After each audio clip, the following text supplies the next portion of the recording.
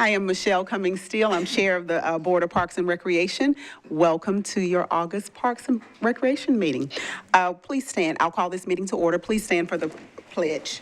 I pledge allegiance to the flag of the United States of America and to the republic for which it stands, one nation, under God, indivisible, with liberty and justice for all.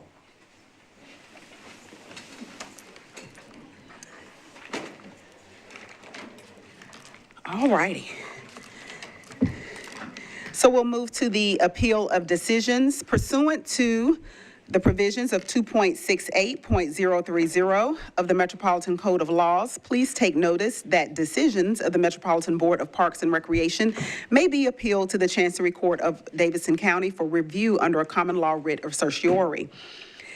Any appeal must be filed within 60 days after an entry of a final decision by the board. Any person or other entity considering an appeal should consult with an attorney to ensure that time and procedural requirements are met. I left my water in the other room. We'll get somebody. Thank you. I'm sorry. Thank you. We'll move now to the consideration of minutes. Have you had an opportunity to read the minutes of our July meeting? All righty. Is there any discussion? If not, I'll accept a motion. So moved. Thank you so much. It's been properly moved and seconded. All those in favor? Aye. Any opposed? The motion passes. We'll move to Metro Council referrals. Are there any referrals from council members present? Director Odom. There are none today. Okay, thank you so much. We'll move now to our public comment period. The public comment period is limited to 20 minutes total. Persons wishing to provide comment on matters that are germane to items on the agenda must sign up prior to the beginning of the meeting on the sign-up sheet provided at the meeting. The opportunity to provide public comment is offered on a first-come, first-served basis, and it appears that we have public comment. Hello, Steve. Good to see you again, Madam Chair and members of the board. Steve Ryder. I want to thank everybody for granting a deferral on this matter on this pocket park in downtown Nashville. It's very similar to what happened, I guess, with Church Street Park. It came from MDHA, and to me, you have primary jurisdiction over it. I need to learn a little bit more about it. I don't understand the easement, if you have the deed for it, or how it's really structured. So hopefully I can learn more, and I think the board can learn more about that too. I want to emphasize that it's in park policy, and that is you cannot have a net loss of park property. And that's one of my main concerns here. I don't think in your plan to play master plan that's going to be talked about probably later today or this summer, I think it's going to say, hey, we need more park space. And so to go out there and just say, hey, we don't need this anymore, this is surplus, I think that sends the wrong message, and it sends a dangerous precedent, because you're having a net loss of park property here. And that's not in the best interest of Nashville, frankly. And I know Jamie Holland is lobbying for this and everything else. I know, Jamie, I hope we don't have any hard feelings. But I just don't think this is really what the city of Nashville needs right now. So I'll probably come to the next meeting and I'll learn more and kind of go from there. But I want to emphasize that, because Metro Legal is here, I think you have primary jurisdiction over this. This is park property. This is not Metro Legal's job to go out there and instruct you how to proceed on park property. You're an independent body. And just like when Church Street Park, when that was going to be a trade situation, you rejected that. You said, no, we're not. Am I correct on that, or did you approve it? I can't remember. We did but not. That deal didn't go through. And hopefully you can stand up for the people of Nashville and say, I'm sorry, we just cannot do that. Thank you so much. Thank you. That closes our public comment period. Thank you so much. We're moving now to old business, board 07-25-04, board to approve an open range salary increase for the Director of Parks in alignment with the 2025-26 Metropolitan Government Pay Plan and in accordance with Civil Service Policy 5.10-2. The Finance Committee met. Commissioner Henley, is there a recommendation from the committee? Yes, the committee unanimously approved a merit increase to the board, to our director's salary. Thank you so much. I'll accept a motion. I'm sorry. Say your percentage. The 10% merit-based increase. All righty, thank you. Is there any discussion? I'll accept a motion. Motion to approve. All righty. Thank you so much. It's been properly moved and seconded. All in favor? Aye. All opposed?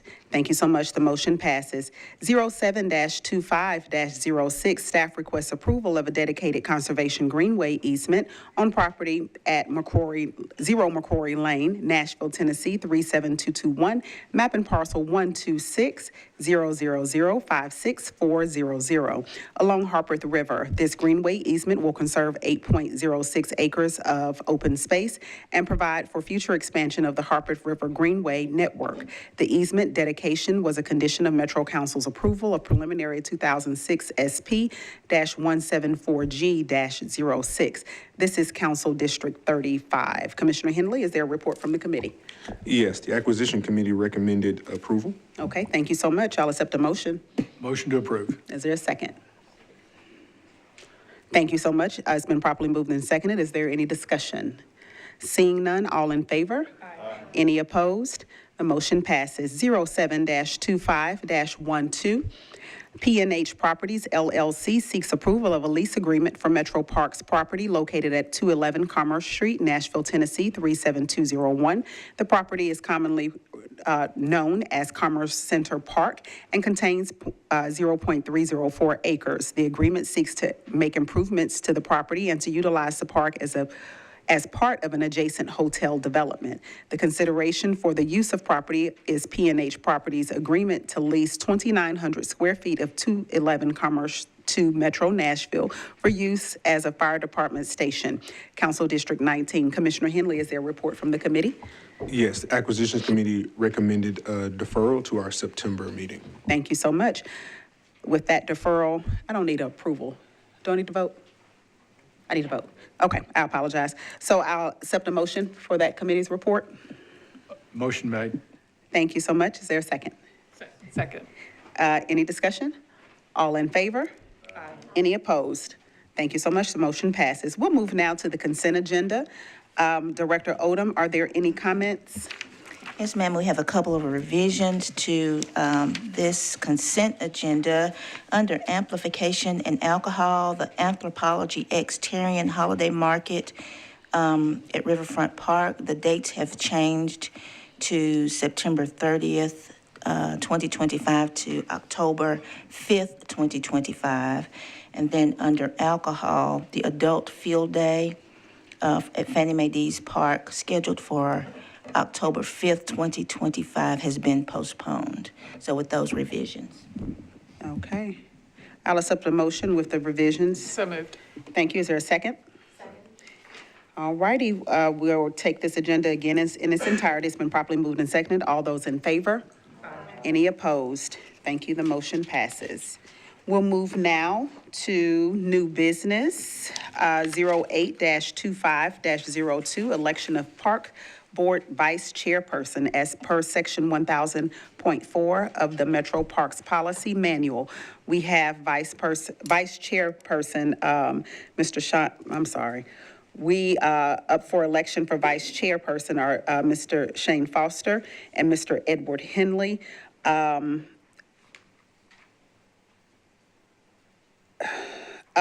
We have Mr. Henley's term expires in less than a year and is an appointment from our Metro Planning Department, and Mr. Shane Foster. And so is there any discussion? I'd like to make just a comment because it was my understanding in the past that we had avoided asking for referral board members to be vice chair or chair of the Parks Board. So even though it wasn't a written rule, it was kind of a common practice that we were doing that. So when I made my recommendation, I did that. I think both Mr. Foster and Mr. Henley would do fantastic jobs, but I think I had that in mind with my recommendation of Mr. Foster, that he was an appointment from the mayor's office. And I know that at our last meeting, we did have a partial discussion on that and determined that referrals, whether school board or planning, can serve in that capacity. And so I wanted to enter that into the discussion. Is there anything else? Any other comments? I will accept, I'm sorry? I was just going to say, I think what makes the most sense when you have two people on the agenda for a position, my recommendation for how to proceed would be a roll call vote. You Okay. go down the line of, and everyone says who they vote for, and whoever has the most votes win. Guess what? I was going to do that. Perfect. Perfect. And so then I was going to do that, but then I called for the motion. I need clarification. No, I think you just call on the board members, go down the roster, and Okay, I ask got it. them to vote. I'm clear.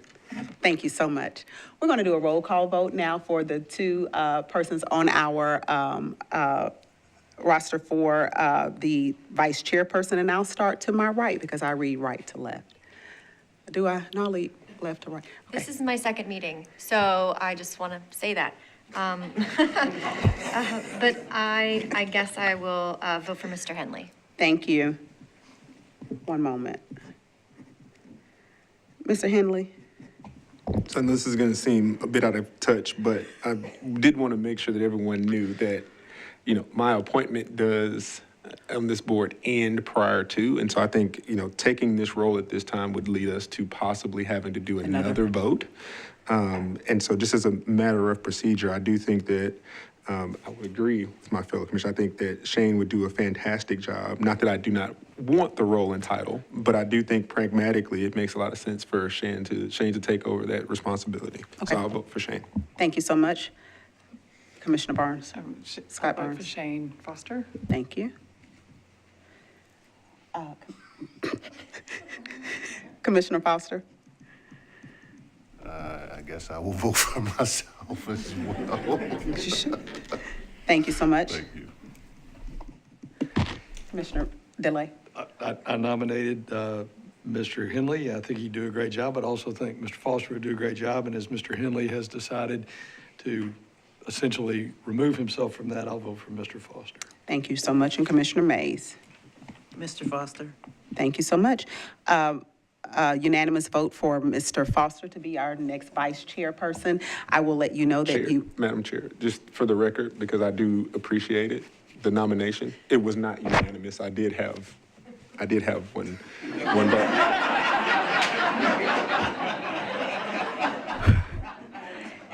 and I wrote that down, that Alice voted for you.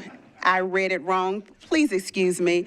By a vote of 6-1, yes, I voted no. 5-1. We are going to say congratulations to Mr. Shane Foster. Y'all, he spells it S-H-A-N. Shane Foster for vice chairperson of the Board of Parks and Recreation. I will say that I will be absent. Do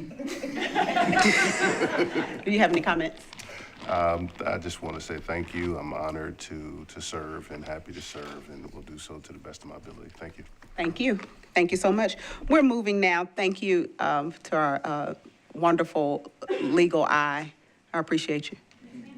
Moving now to 08-25-03, Mr. Robert Briley to address the Parks Board regarding figure skating issues at the Centennial Sportsplex. And Mr. Briley, you have 3 minutes. Thank you, Madam Chair. And I did Thank you for being me here. today, a guest, Corey Ade, who I'll introduce in just a moment.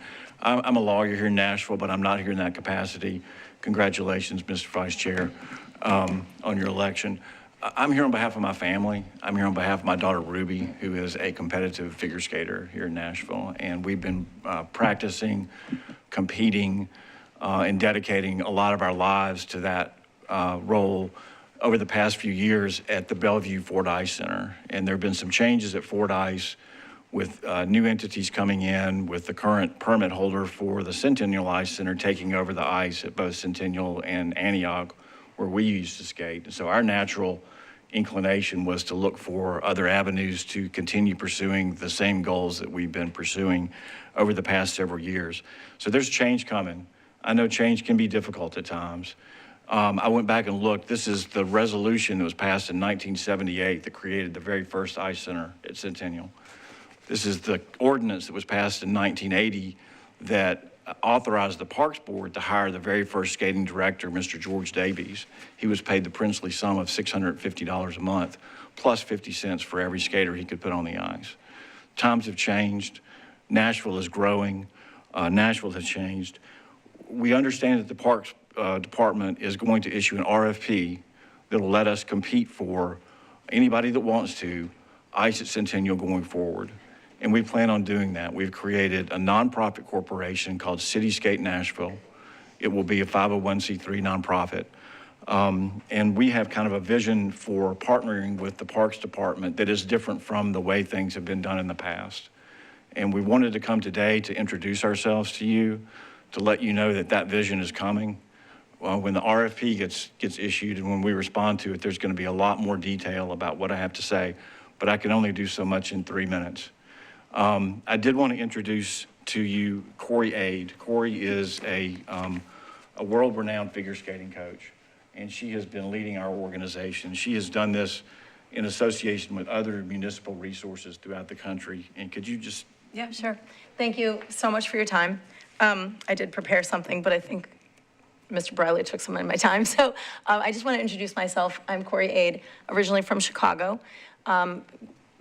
Through basically Scott Hamilton, I find myself in Nashville on Scott's invite to create something unique and something different and something amazing in Nashville. I built a program. Took me about 18 months to build a program that would allow figure skating to be more accessible to many more kids. I'm an example of a kid whose dreams and goals were never fulfilled because my family didn't have the financial resources to allow me to skate the way I could have skated. So it's deep in my heart to reach out and create opportunities for more kids.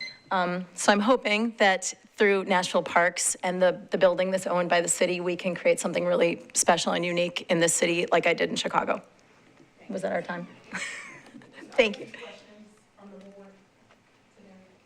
Thank you so much for your time. We appreciate it. There was a question? No, I thought my mic. Okay. Thank you so much. Thank you for your time. We're moving to 08-25-04. Belmont Hillsborough Neighbors requests acceptance of a general donation to the Parks and Recreation Department for $2,500. Council districts is citywide. Director Odom, is there a recommendation? Staff recommends approval. Thank you so much. I'll accept a motion. So moved. Second. All right, is there any discussion? Seeing none, all in favor? Aye. Any opposed? Thank you so much. The motion passes. 08-25-05, Friends of Shelby Park and Bottoms requests acceptance of a general donation to the Parks Environmental Education Division for $4,000, and this is Council District Citywide. Director Odom, is there a recommendation? Staff recommends approval. All righty, I'll accept a motion.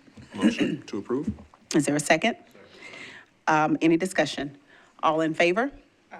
Any opposed? The motion passes. 08-25-06. Staff requests to issue a 3-month permit to Nashville Paddle Company for kayak and paddleboard activities at Hamilton Creek Recreation Area. This is Council District 13. Director Odom, is there a recommendation? Staff recommends approval. Thank you so much. I'll accept a motion.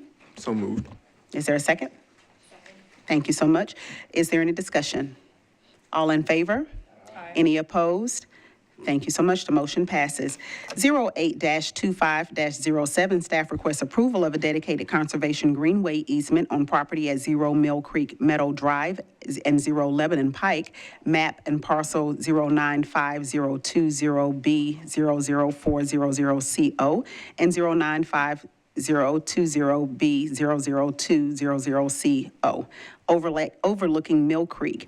These greenway easements will conserve 7.81 acres of open space and provide for future expansion of the Mill Creek Greenway.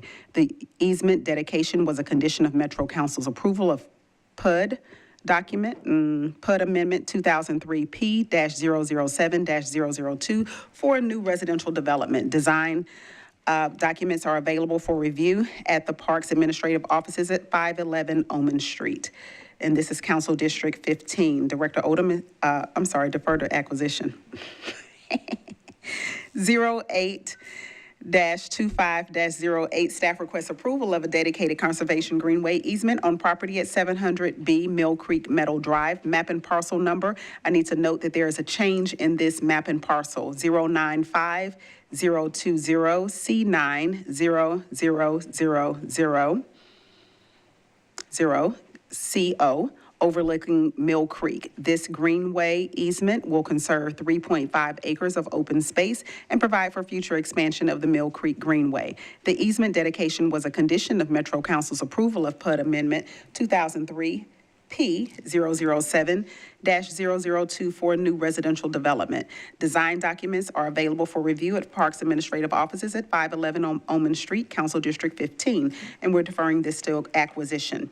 08-25-09, staff requests approval of a dedicated conservation greenway easement on property at 4500 Harding Pike, Nashville, Tennessee 37205, map and parcel 16300.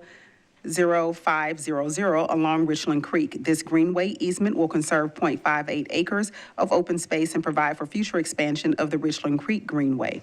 The easement dedication was a condition of the Planning Commission's approval of the rezoning for Belmead Plaza 2023 SP-018-001. Design documents are available for review at the Parks Administrative Offices at 511 Omen Street, Council District 20, and we're deferring this to acquisition. 08-25-10, staff requests approval of a dedicated conservation greenway easement on property at 4400 Harding Pike, Nashville, Tennessee 37205, map and parcel 10315000700 along Richland Creek. This greenway easement will conserve 0.05 acres of open space and provide for future expansion of the Richland Creek Greenway. The easement dedication was a condition of the Planning Commission's approval of the rezoning for Belmead Plaza 2023 SP-018-001. Design documents are available for review at the Parks Administrative Offices at 511 Omen Street, Council District 24. Deferring to acquisition. 08-2511, staff requests approval for new easement to accommodate a relocated underground natural gas pipeline owned by Piedmont Natural Gas Company Incorporated and located adjacent to Davidson Street, the entrance road to Shelby Park. Recent flooding caused the partial collapse of a section of Davidson Street and the adjacent Cumberland Riverbank, damaging the original gas line. Due to the emergency situation, the public safety concerns, the line was quickly relocated to a more stable area on the opposite side of the street. We are now seeking approval to establish a new pipeline easement for this line. Council District 6, defer to acquisition. 08-25-12, staff requests approval of a dedicated conservation greenway easement on property at 0 Bethwood Drive, 0 Allenwood Drive, and no address, Nashville, Tennessee 37207. Map and parcels 07200008700, 07201001400, and 07201011600 along Pages Branch. This greenway easement will conserve 3.1 acres of open space and provide for future expansion of the Pages Greenway. The easement dedication was a condition of the Planning Commission's approval of the final plat for Oakwood Reserve 2024 S-103-001, Council Districts 5 and 8. And this will also be deferred to acquisition. We'll move now to special presentations. You have 7 minutes. Mr. Tim Nash and Ms. Cindy Harrison to present Plan to Play update report to the board. We are excited. Thank you, Madam Chair. Absolutely. Appreciate the opportunity to speak with all of you today. I'm going to keep this pretty high level, given the amount of time we have available to us, but I want to share with you some information so that you get a sense of the overall scope of this Plan to Play update, what we've done so far, and what's happening next. As Madam Chair noted, Cindy Harrison and I are co-managing this project. I drew the straw to present today, and Cindy's presenting at the Greenways Commission next week. This project started last year. I've been involved since March when I came back to the Parks Department. Our consultant on this project is Kimley Horn, and then they have a couple of subcontractors working for them as well. So as I think all of you know, Plan to Play is the countywide Parks and Greenways master plan. It was first completed in 2017, and it was the first master plan we had completed since 2002. At that time, we took a really deep dive into the parks, our park system, our operations, finances, had a massive public engagement component to that project, looked at peer cities, recreational trends, et cetera. And all of that data was used to develop a set of recommendations that fell into 6 categories: land, facilities, greenways, programs, operations, and funding. And we will be using those same 6 categories in the development of this master plan update. And it is just that, it's an update. We're not throwing out the 2017 plan. There's still a lot of good, valid information and recommendations in that. We're building on it, but a lot has changed since 2017, a global pandemic, explosive population growth in Nashville, and other changes. So as we move forward, we want to make sure that the actions of the department reflect the current values of the community and the needs of our park system. So really all of the questions we're asking, all of the data we're collecting are in service to answering a couple of overarching questions. What did we miss in the 2017 plan? And of all of the needs of our park system, how should we prioritize them in 2025 and going forward? In any scenario, our resources are going to be limited, and we're going to have to make some of those hard decisions. I won't go through all of the items on this slide, but this is essentially the scope of the overall project, and I'll hit on a couple of high points. We are updating the inventory of parks and facilities. We are looking at all of those recommendations in the 2017 plan and giving kind of a status report on those, what's been implemented, what hasn't been implemented. While we're doing this work, Phil Luckett has been working on a condition assessment of all of our parks and facilities in the county and looking at what it would take and what it would cost to bring everything up to a state of good repair. That work's going to continue into 2026, right, Phil? But so far, the tab is $215 million. So that is deferred maintenance on existing facilities. In the demand and needs assessment, I'll give a little bit more information about the public input, but with our consultants, we're also, again, looking at our operations, finances, programs, peer cities, national benchmarking, et cetera. All of that information will be used to create a set of draft recommendations, associated cost estimates, and a 5-year action plan. And we're hoping to wrap this thing up by the end of March next year. I will dig in on a couple of points because I think these may be of interest to you. One of the things that parks departments use, a metric that parks departments across the country really uses level of service. So that is acres of parkland per capita and then numbers of different types of facilities per capita. So we have added over 500 acres to the park system since 2017, but because of population growth, our overall level of service has dropped. Our level of service in 2017 was 22.05 acres per 1,000 residents, and our current level of service is 21.9 acres. With facilities, it's a little bit more of a mixed bag. For certain facility types like paved trails, including greenways, unpaved hiking trails, mountain bike trails, dog parks, we're doing great. We're actually doing better than population growth there, so it's an upward trend. For other facility types like basketball courts, tennis courts, the square footage of community centers, we're trending downward there.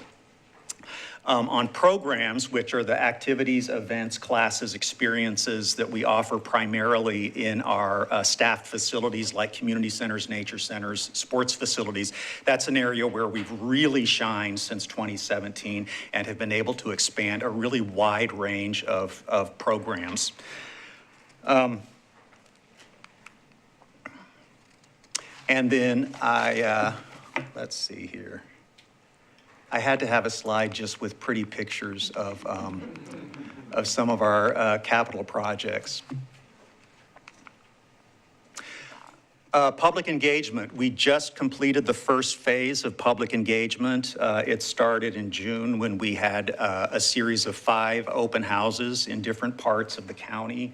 We also had an online survey that actually opened at the end of May and just closed on July 31st. So we wanted a really wide window there to make sure that we got maximum participation. And we did get over 2,500 participants in that survey, so we felt very good about that.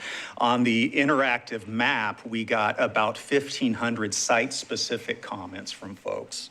And in our effort to promote that survey, we also went out to 11 different community events in parks, like farmers markets, festivals, Juneteenth, things like that, in order to promote that survey.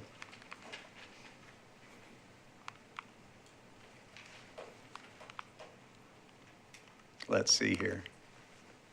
Can you help me, Chad? There. Overall project timeline, we're still in this demand and needs data collection and analysis phase. Our consultants still need to do some work with us around operations and funding. They're currently pulling together updated peer cities information, national benchmarking, et cetera. And we still have to analyze all the public engagement information that we just got. So we'll use all of that to create a series of draft recommendations. At that point, we'll go back to the public for a second phase of public engagement, hopefully after the first of the year, and then wrap things up again toward the end of March. Happy to answer any questions. Are there any questions from the board?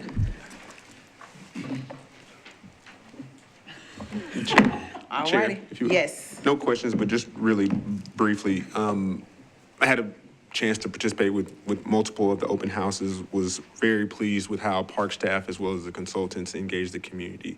I am biased. I did have the opportunity to participate in the 2017 plan to play, so I'm glad to hear Tim's comments that it's not being thrown out. I think there's a lot of great value to that, but obviously a magnitude of changes for our city, a magnitude of more expectations on our park system. And I think that the approach that's being taken now definitely understands that, and I appreciate the companion exercise that's being done for the facilities. It's really important. That's where our people meet our park systems, and so just glad that these things are being done together, and I'm excited for the outcome. Thank you. Thank you so much. Thank you. We'll move now to Mr. Whitney Turnbow, President of the Tennessee Golf Foundation, requests approval to fundraise for improvements and ultimate renovation of the Ted Rhodes Golf Course and Clubhouse. The Tennessee Golf Foundation is a longstanding partner of Metro Parks and Recreation, will continue to coordinate with parks representatives on the proposed improvements and Ted Rhodes renovation project. The fundraising request is not contingent upon funding from Metro Parks. Hello. Hi, Dr. Steele. How are you? Monique, how's everybody? Good. Thank you for. You have 7 minutes. Thank you. Thank you for alerting everyone to my actual full name, which is Whitney. We're going to keep all that between us from this point forward. It's just, on camera. Understood, Recorded. understood. Coming on the heels of obviously some fantastic work that was done at Percy Warner Golf Course and the Shelby Park Golf Course, I bring you today what is going to be part of a Driving Our Future campaign, specifically in how it relates to the Ted Rhodes Golf Course. And this thing's 27 pages long. 7 minutes won't allow for such, so I'm going to read from some of it, certainly make it available to you should you need it. As part of our Driving Our Future campaign, a major revitalization project is planned for the Ted Rhodes Golf Course in North Nashville. This transformational project will include a full course restoration, enhanced practice facilities to support First Tee Tennessee activities, and the construction of a new community pavilion. These upgrades will not only honor the course's rich history, but also create a more welcoming and accessible space for youth development and neighborhood engagement. A bit about the Tennessee Golf Foundation. Obviously, we're headquartered in Franklin, started in 1990. Our job in the game is to make it affordable, make it accessible, and make it open to anyone that wants to learn how to do this, and projects like this allow us to further reach into our underserved communities. Oh, there's Michelle, Monique. Why is the TGF passionate about the future of Ted Rhodes? Ted Rhodes is more than just a place to play. It's a vital community hub and a living tribute to a trailblazing African-American golfer who broke barriers in our game. Located in North Nashville, the course provides accessible recreation and serves as a gathering place for golfers of all ages and backgrounds. The Tennessee Golf Foundation believes Ted Rhodes Golf Course holds untapped potential to further youth development and community connection in an area that deserves continued investment. Protecting and enhancing the future of the Ted Rhodes Golf Course means committing to equity, opportunity, and a thriving public space that reflects the spirit and resilience of our city. There's Ted with that beautiful swing. Everybody's probably aware of who Mr. Rhodes was, and maybe not necessarily when Tiger Woods won his Masters in 2000, referring to Mr. Rhodes as one of the inspirations behind why he started playing the game. Just speaks to his impact. A bit about the history. Again, I don't have quite time to go into all of it. But as we have in the past, we have partnered in these projects with Mr. Jim Nance, legendary sportscaster and now a proud Nashville resident. He's taken a meaningful step in giving back to his community by being appointed design consultant for this project at Ted Rhodes. I don't want to tell you he's retiring, but when he begins to walk away from football, golf course design is something he would like to get into. So this will be the first of Mr. Nance's forays into golf course design consulting. And he's already made a significant impact in the preparation for this project. That's an overlay of the new design over the current golf course. Again, I could go into bunkers and different types of grasses with you, but you're going to fall asleep. Another course plan for the golf course, both sides. This is probably something that I'm most excited about, adding this pavilion and practice area. This golf course is home to Tennessee State University and Fisk University's golf programs, enhancing their ability to practice and do some things that they need to do on a daily basis, while adding this pavilion that I'll show you that really continues to move the Ted Rhodes Golf Course into a community hub. Here's the pavilion concept, and we'll go just to the left of the clubhouse, kind of in the corner of that parking lot and up against the water, indoor, outdoor seating for 120, catering kitchens. It is a gathering space for that community in North Nashville. There's an overlook of where the pavilion could sit and some cool pictures of maybe what this thing could look like. That one I really enjoy. So as you can see, it can be closed off for indoor seating or used as an outdoor pavilion as well. A view from the inside. These are some of the ways we're talking about, and when we talk about honoring Mr. Rhodes and his legacy, certainly there's some signage there today, but we're discussing statues, different ways through that front breezeway to honor Mr. Rhodes and his commitment to the game and his in this city. And here's a quick timeline. Upon your approval, we will move into a leadership phase, a quiet phase of fundraising here this year that will last probably until spring to early summer of next year. If all goes extremely well, we look to maybe begin construction late next year and shoot for a goal of having the golf course open late in 2027. TBA on all that, you never know. If I could only control weather. Here is the estimate for what the golf course itself will cost. The golf course redesign and construction, including changes to the shag range now, will cost roughly $5 million. Hepner Golf Design, who's done our last two projects, will be the lead on that, along with Mr. Nance. The pavilion, we estimate to cost $3 million, so this is in total an $8 million project. Why should we do it? We preserve a historic landmark. Ted Rhodes' name in the game should be recognized and should be preserved, and his impact on the game in that community. We leverage the strength for greater impact between the foundation and Metro Nashville, which we have proven in other projects already. Maximize our public and private investment. The TGF steps in and expands access and opportunity to the youth and the veterans of that community. And there, inside that, there's some really long-term sustainability and growth. We believe in a game that has no referees, has no umpires, and it should be available to everybody. And that's the goal with this project, for sure, to expand upon that.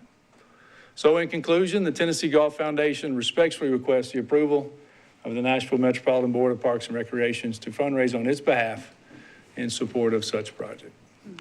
And I'd be happy to take any questions you may have. Are there any questions from the board? Just remind us of the other projects you've worked on, how much money you raised, et cetera. Mm-hmm. Yes. Percy Warner was roughly $2.3 million in partnership with Parks, Friends of Warner Parks and the foundation. That one went so well that Mayor Cooper actually sent us a $2 million grant to renovate the Shelby Park Golf Course, which we opened last November. And working with John Holmes, who I think is here, there he is, and his team has been a joy. And those guys take care of those things every day, and they're easy to work with. And we've had a really remarkable experience walking through these projects so far. Yes, sir.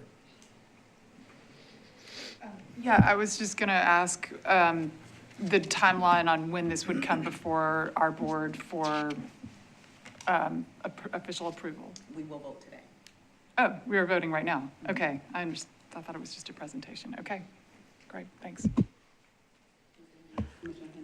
Yes, I'll just say that I mean, obviously appreciate the presentation and the past work you've done, but I think the intention, and again, I think Pete had a question that I was going to ask, just the level of investment being considered here. I think Ted Rose Golf Course is my first experience with golf. Doesn't mean I'm good at the game, even though I got that experience very early. But being a native of North Nashville, knowing the importance of the golf course, and now seeing the vision that's here, I know it's a lot of to be announced and to be determined, but being a steward for that and spearheading that, just wanted to express my personal appreciation, but also think it's great that this is a partnership that's went so well and continues to go well. So just wanted to say that here. My pleasure. Thank you. Any other questions? Yes. You mentioned some of the activations related to an indoor facility that will be built on the property that would also highlight Ted Rhodes. Have you thought about any activations that would create some interactive components as we've seen happen with various sports Hall of Fames or et cetera? Yeah. So fortunately, as you've well seen, the work that Advent has done inside college athletics facilities all over the country, that would be certainly who we'd engage right off the bat to.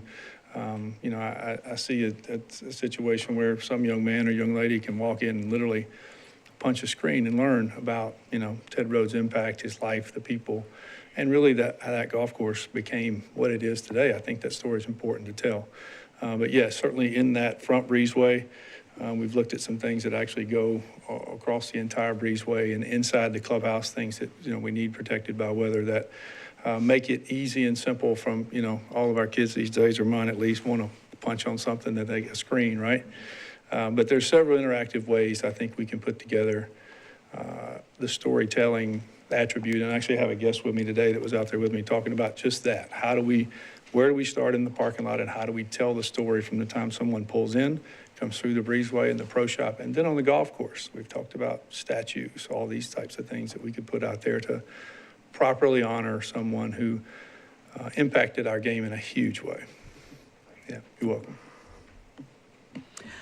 So you're before us today for approval to fundraise for improvements and ultimate renovation of the Ted Rhodes Golf Course and Clubhouse. I can add to the conversation in saying that the community that plays at Ted Rhodes have been part of some of these pre-conversations about what they would like to see at that golf course, and are appreciative and very supportive of the effort to renovate out there. It's a wonderful golf course. I play golf, and it's one of my favorite to play on, and I've played your other renovations as well. And so I will accept a motion at this point.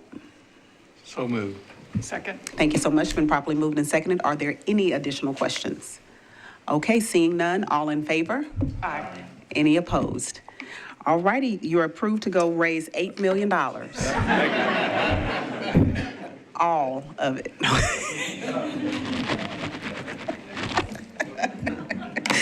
All right, we'll have, is this a, okay. May I have Greenways and Open Space Division to present an annual update to the board. Hello there. Hello, thanks for having me. My You have 7 anxiety minutes. is totally centered around that. She has how many? Time clock? You have 7 minutes, Cindy. Cindy. You have 7 minutes. I do. Thank you. Thank you for letting me present this today. Before we get started, I do want to recognize some folks in the audience representing our Greenways and Open Space Commission. Tyler Yarbrough Thank you, Tyler, for coming today, and the team. Amrita Chatterjee, y'all just give us a wave. David Diaz-Barriga, Joanne Conley, Erica Green, and Coco House. So couldn't get all this work done, all those easements you see on the agenda today and other items. Couldn't do it without this team. Make sure this works. All right, so fast gear, just an update of where we are right now. This year has been a really fun year for openings on greenways. We've opened 0.65 miles. I'm just going to run through some photos for you. This was the bypass greenway, or an additional greenway that we added to First Horizon Park so that the public has access to that greenway 365 days a year. That was a partnership with a development company who designed, built, and is maintaining that greenway, as well as an easement acquired from the Sports Authority. So we appreciate that team. Just a really nice greenway addition. Recently, we opened the Cumberland River Greenway at Rolling Mill Hill at Peabody Union. Also another partnership there. That is the rebuild of an existing greenway, and also a dedication of a public access easement adjacent to that. So this project, if you remember, the greenway just ran alongside a parking lot. And when this multi-family and commercial retail development was constructed and still somewhat under construction, it was designed in partnership with the team, constructed and is maintained by this development in perpetuity. It added, do I have a pointer here? Yes. And river overlook. This space here in the upper area is the public access easement. Wonderful views of both the river and back to downtown. One slide here. Anyway, a fabulous partnership, wonderful greenway open that connects Rolling Mill Hill down to Ascend Amphitheater. We also reopened the Brookmead Greenway at Cumberland River Greenway at Brookmead Park. Beautiful, wonderful nature area to be in, and you all are really familiar with that. We've had a lot of interaction here with the park board, but we're pleased to have opened that this year. The Cumberland River Greenway, there's the theme, Cumberland River, just because it's so long and there's so much development happening along it. This was at the Newhoff development. So it was a repaving of the actual greenway. It was in need of that work, but also really interacting with the multifamily commercial development that's happening there. The landscaping that you see, the paving, the lighting, was done by the developer. So currently, we have 1.34 miles of greenway under construction. These are segments of various greenways. Again, you see the Cumberland River Greenway noted a lot here. The two Modera projects are multifamily with a little bit of retail mixed in. The Cumberland River Greenway at 2nd Avenue, that's the Stockyards area, if you're familiar with that. And then 3 trail-oriented developments, the Pennington Mills, Ben Allen Road, and Stevens Valley, and I'll run through some photos of those as well. This is the Modera Germantown, which is just one door down from where the pedestrian bridge is anticipated from Oracle. The Modera Nations over right along the river. This one also designed, constructed, and maintained by this development. I'm hoping that you're seeing a theme here in the amount of amenities that have been added to our greenways or alongside our greenways as we partner with development that's happening where we have greenways planned. This is the Stockyard. Again, this is an improvement project. This is the existing greenway. Cumberland River runs along here. This project is a widening, repaving, landscaping, lighting, residential with a little bit of retail here as well. The Ben Allen Road, trail-oriented development, really beautiful greenway that runs in the middle of a multifamily development. Same situation here with design, construction, and maintenance. This is out on Pennington Bend, the Pennington Mills Greenway. This is a small residential development, and the greenway runs through the open space of this development. In the future, will continue both to the south and hopefully to Lock 2 Park and on around the bend. Greenways in design or final permitting. We've got 7 segments underway. You're familiar, I think, with the 440 segments right outside our door and the other that will connect Sevier Park to Browns Creek Park. August 11th, Monday, 5:30 at the community center, we have our final public meeting on the design for that Sevier Greenway. The Charlotte Corridor Rail with Greenway is 2.5 miles. We're in preliminary design and continued easement discussions with the railroad there. The Opry Mills connector is designed, and we've submitted an application for that project, and we're still waiting to hear whether we'll have an award on that or not. The Richland Creek Greenway at Bellmead Plaza to White Bridge Road. You saw 2 easements come through today on first reading for that project. No. So I'm gonna hit the highlights in some of these. Whites Creek Greenway, Hartman Park to Buena Vista. This is a project that we've worked in partnership with Metro Water Services, utilizing their flood buyout property here. This was a field trip where we took the commission, the Greenways Commission and the Greenways for Nashville out to take a look at this. Hartman Community Center is here, and it connects down to Buena Vista. A shot of what the Cumberland River Greenway at Opry Mills will look like. This is the pedestrian bridge, and then it takes a pretty dramatic downward curve and bridge over towards Opry Mills Mall. Again, the Bellmead Village, this greenway will make huge improvements to the river and the riparian zone. Richland Creek, it will have a connector at Harding under White Bridge across through an easement from the Ingram property owners over to the existing trailhead at White Bridge. Ariza Bellevue, we've talked quite a bit about this one too, but I just wanted you to see it. There's an apartment complex that will be going in here, a connection to the Morton Mill Road trailhead over to the existing greenway.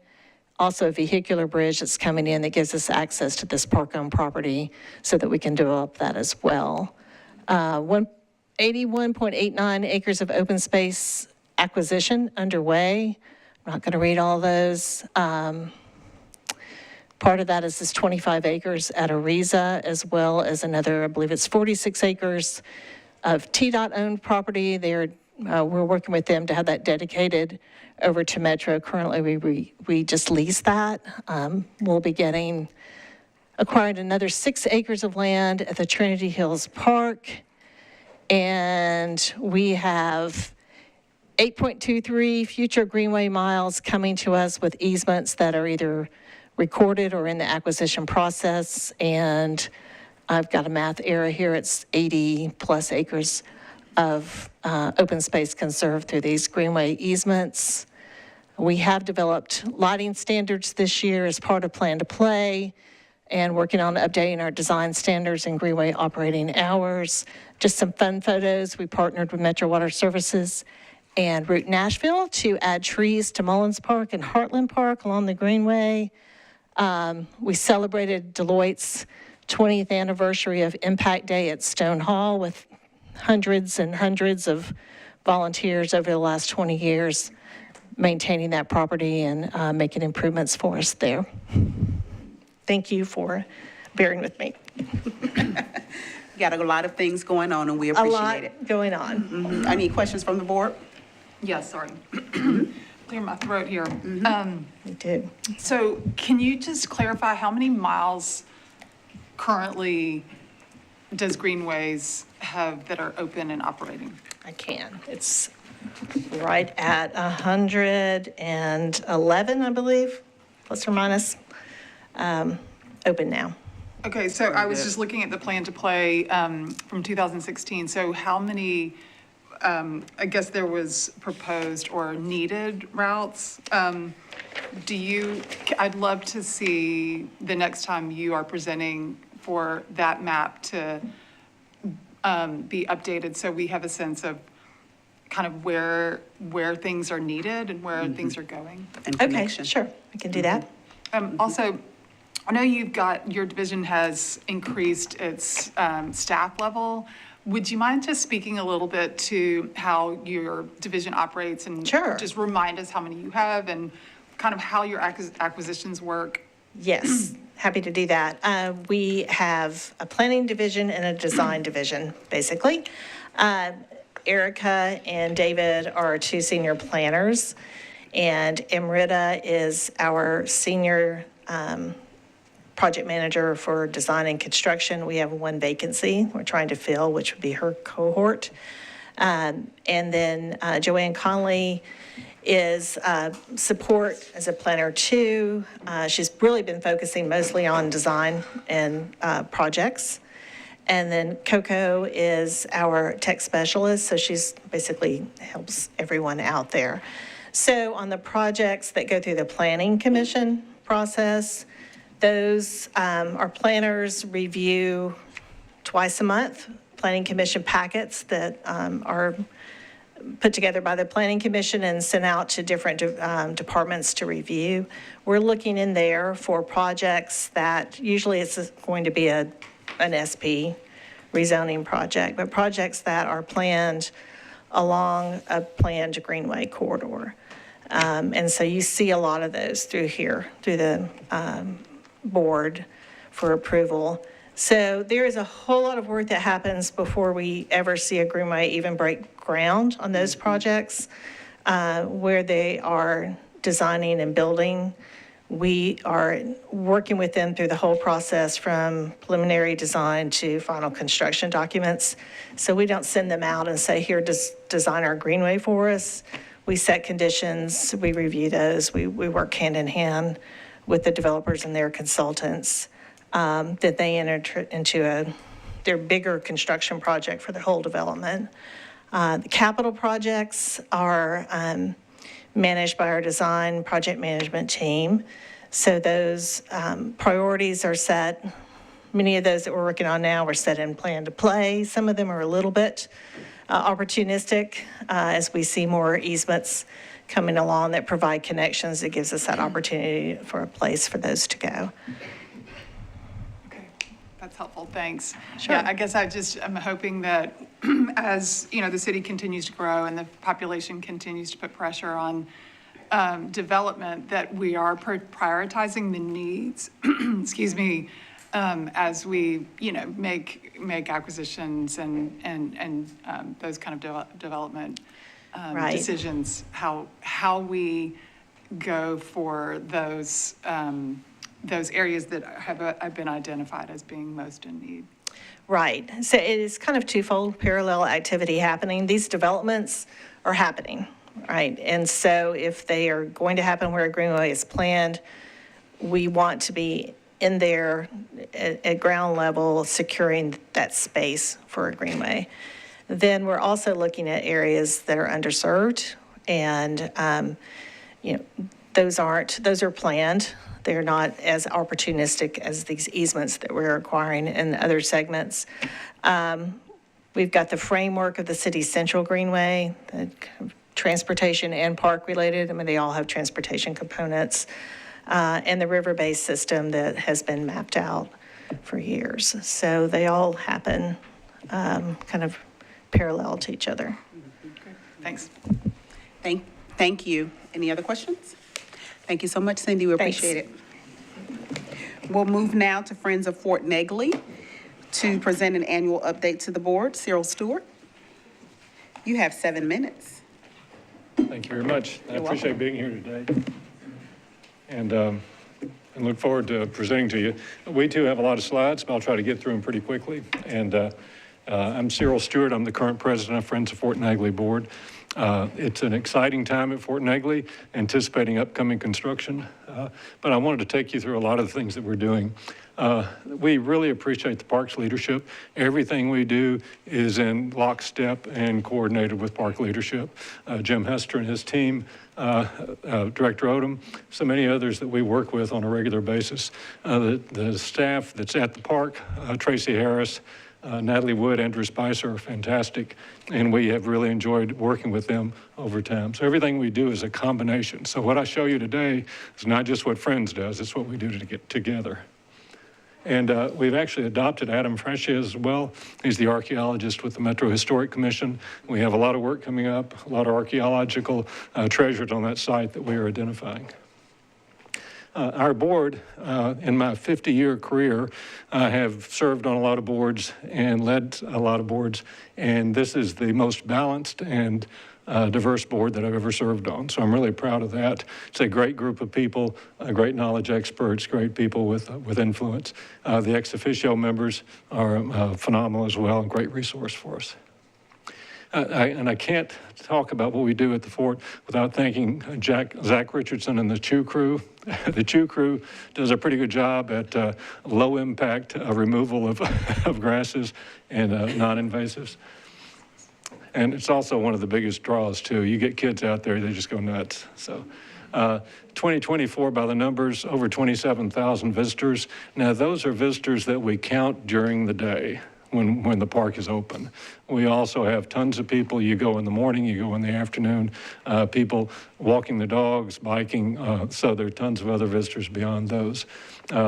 We have a lot of things that happen. We had 1,440 students come for field trips. And Juneteenth last year was about 7,500 attendees. We have trouble counting that number of people, but the estimate was 7,500. This year, it was much larger, and this year it was estimated we had 10,000 there for Juneteenth. So it was a phenomenal day. One of the things that we did do that we're proud of is we've had, since the board approved us to raise money for the park, we've raised $65,000 in contributions. We've got another $90,000 pledged.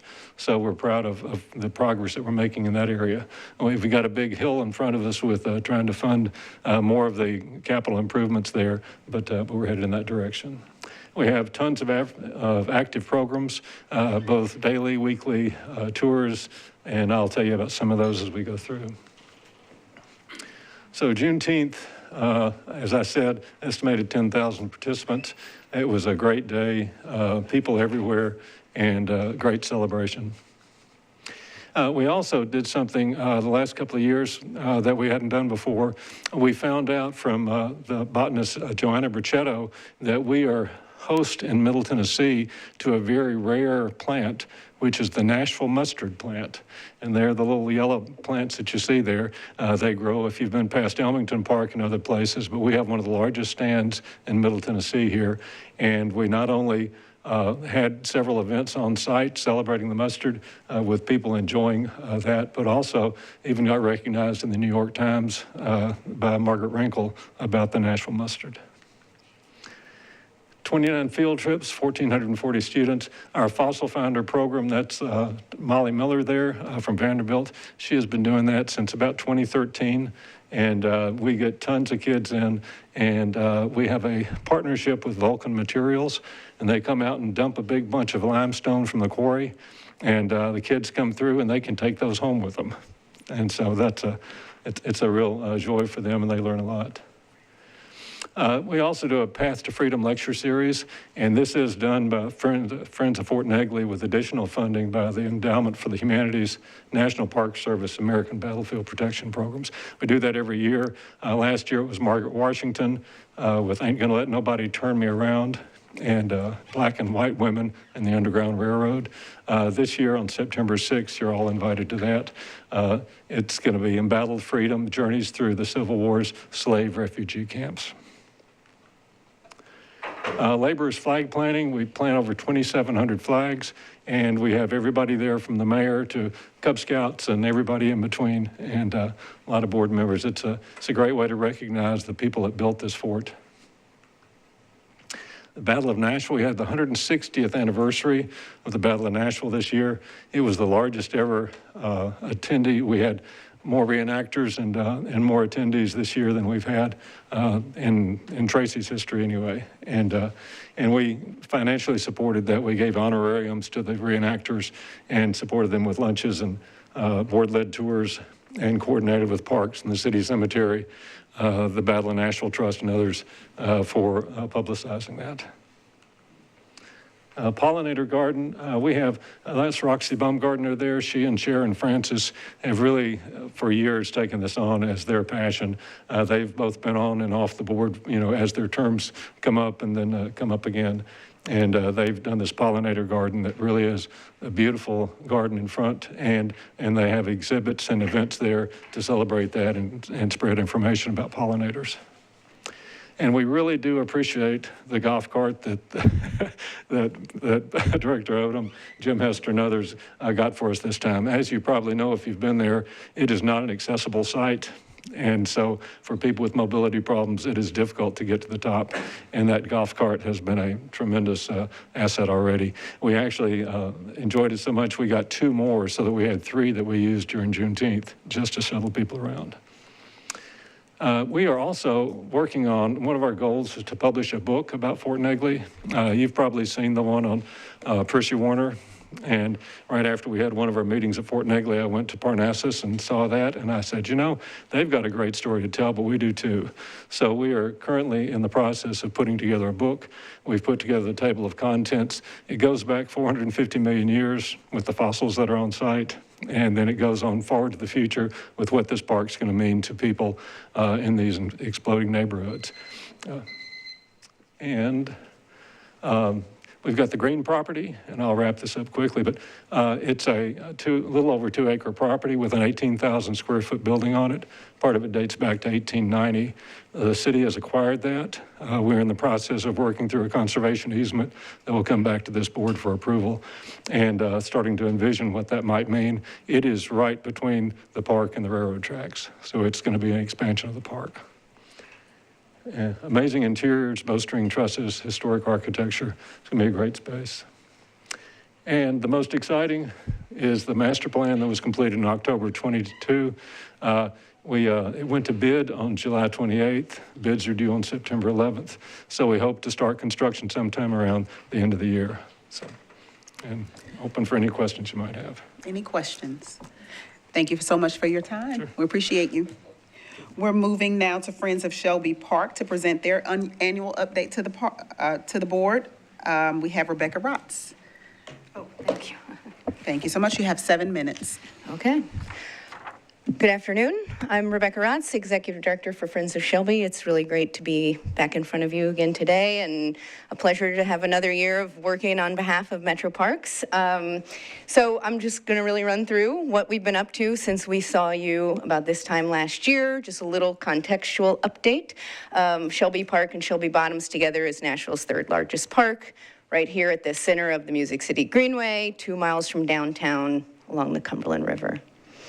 So partnerships and project highlights from this past year, our biggest partnership is directly with the community. It's the volunteer work that the community comes out and does every day. Over 1,900 volunteers hosted in the park last year, 3,700 plus hours for a total value of $128,000. And this is what it's all about, because it's the community giving back, and we're just helping that happen and helping move that along. So working on painting picnic shelters, doing landscaping at the community center, all sorts of things to help with maintenance and beautification around the park.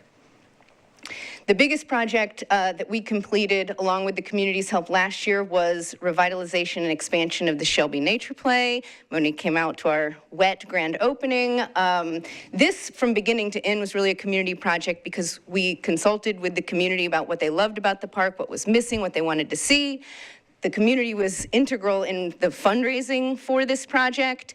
And then we had so many volunteer hours that went into the actual construction. We did hire some contractors, but we had lots of community hands helping here too. So excited to see people using this and see it back open. And then we also worked on several wayfinding and environmental projects last year. We do have the Chew crew here that has come out to Shelby to help with our invasive plant removal as well. 3 new map kiosks, and we got approval from you all to do 3 more before the end of this year to help people find their way around the park, and also working with Route Nashville and Metro Water Services to plant over 100 trees in the park. So as we look to our programming, one of the big focuses is on access and making sure there are really low barrier, free ways for folks to come out and begin to use the park, maybe for the first time. Our signature program in that effort is our Park Explorers program. We work with 3 Title I elementary schools that are in East Nashville, and expanded that program this past year, so it now includes over 500 kids per year, where we are in school with them for 2 visits and a park field trip each semester. So we see them 6 times over the course of the year. We also culminate that with our family day in the park, where we also ask the parents to come out, and they get to partake and see what the kids have been up to, and the kids get really excited about that. And then just this summer, we also expanded to have field trips from our other community centers in the area. So of course we have Shelby, but then East, South Englewood, and Kirkpatrick community centers all came out to the park on field trips this summer. We have several ongoing free programs in the park. At the top is the biweekly Pedal the Park program, and this is for riders of all ability and ages. There's actually free bikes that you can rent or check out as part of this program if you are new to town or you're just getting back to biking. Art in the Park is in cooperation with the Shelby Community Center, so they're the host. Friends of Shelby pays for the instructor, and the classes are free, and those happen twice a month as well. And then this is our Shelby Walking Club in the lower right corner that meets every single Friday morning, and sometimes we have guest speakers, and they go to different areas of the park, and it's just a time to build community. And we've actually been working with the Edgefield Manor retirement tower at MDHA, and Grant, who leads this program, has gone to Edgefield to ride the bus with the seniors to the park, take them on the walk, and then ride back with them to really just make it super easy for folks to access the park. We also have a number of annual events that are really great ways for the community, again, to engage in the park and see a lot of stuff at one time. So we have here on the bottom our Shelby Recreation Open House, where you can meet all kinds of partners and groups doing their activities and recreational opportunities in the park. We have a back to school popsicle party, which is coming up September 7th, maybe, whatever that Saturday is. And we highlight our environmental partners at that event, and that's at the Nature Center.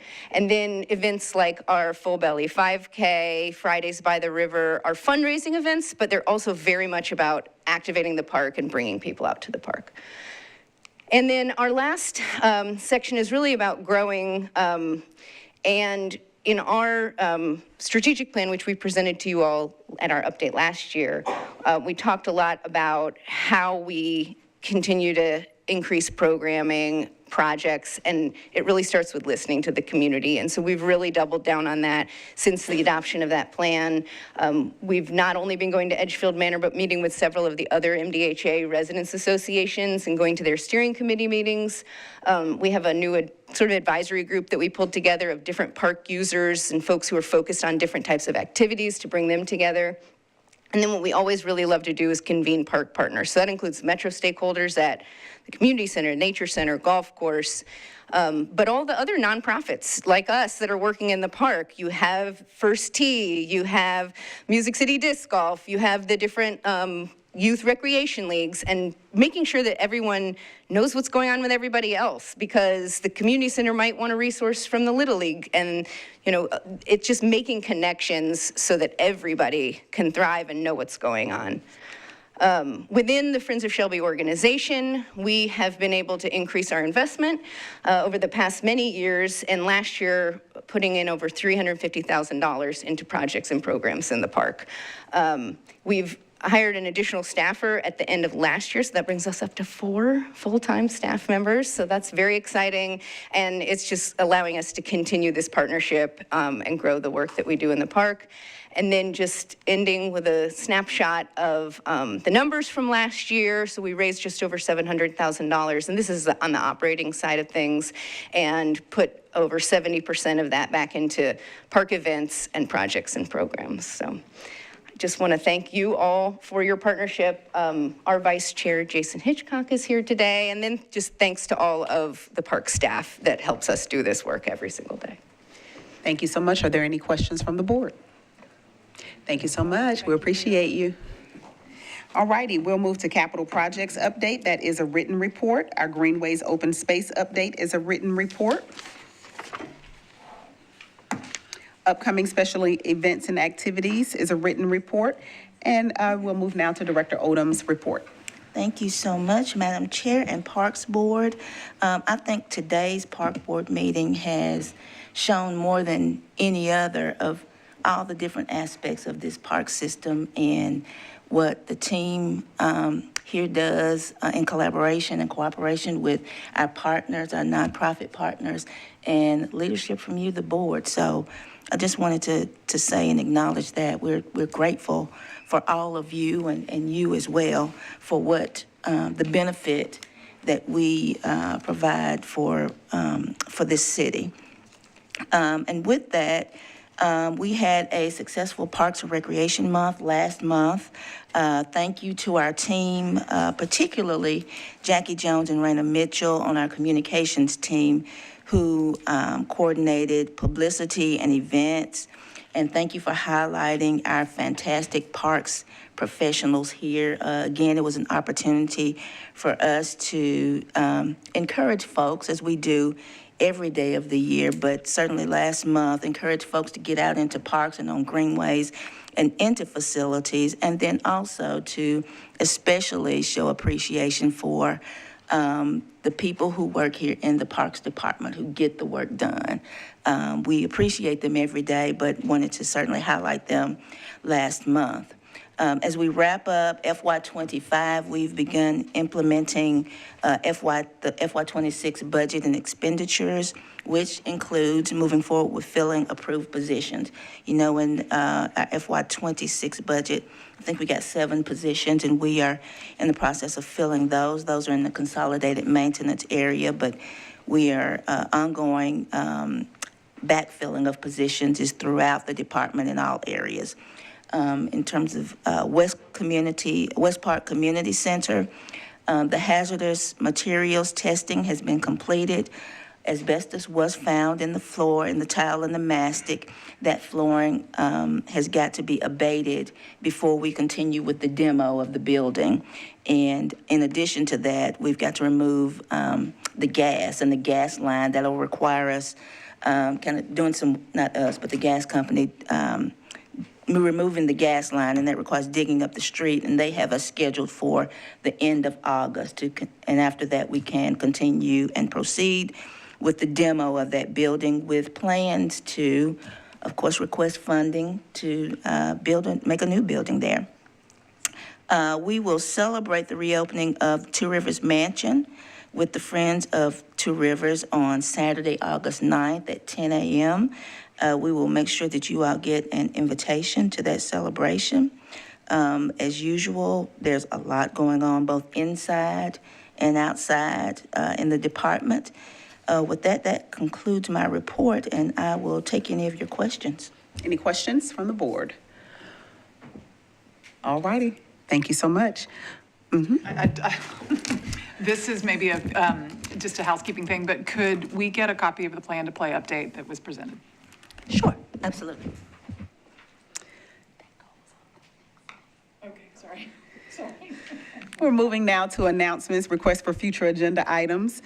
Open items, we do have one additional, in addition to the update on the plan to play, we have one additional thing, and that's moving our September meeting as it relates to the Labor Day holiday. And so I just needed to understand the request of the board. That meeting is scheduled for September 2nd. The holiday is on the 31st. Is that right? On the 1st. It didn't sound right coming out of my mouth, but, so we're scheduled for September 1st for Labor Day, and then the holiday is on the 2nd. I know one member will be in Hawaii. Anybody else got a vacation scheduled? I don't. Okay, so it seems that we will remain on our date, and you shall just bring us back a lay. Okay. Lanyards? Lanyards, aren't they lays? Okay. Your wife will take care of it. Sorry, inside joke, I'm sorry. Also, Commissioner Cheryl Mays left a message. She needed to get to another meeting, but just a reminder that school did start today in Metro Nashville Public Schools, and we would ask that as a community, we be mindful of our speed limit in the school zones. And so that's from our school board member who reps on our board. And so if there are no other announcements, requests for agenda items or open items, I will accept a motion to adjourn. Do you all want to stay? So moved. Okay. All righty, we are adjourned. Thank you so much for your time today.